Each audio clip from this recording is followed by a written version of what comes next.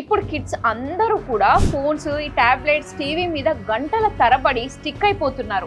Example కి 8 years old Riya, ఆమె daily school నుంచి వచ్చాక హోంవర్క్ అంటే ముందే ఒక 3-4 అవర్స్ యూట్యూబ్ పైనే వీడియోస్, రీల్స్, షార్ట్స్ చూసుకుంటూ కూర్చుంటుంది. పేరెంట్స్ అడిగితే ఒక్క 5 మినిట్స్ మమ్మీ, ఒక్క 2 మినిట్స్ మమ్మీ అంటుంది. కానీ అలానే గంటలు గంటలు గడిచిపోతాయి.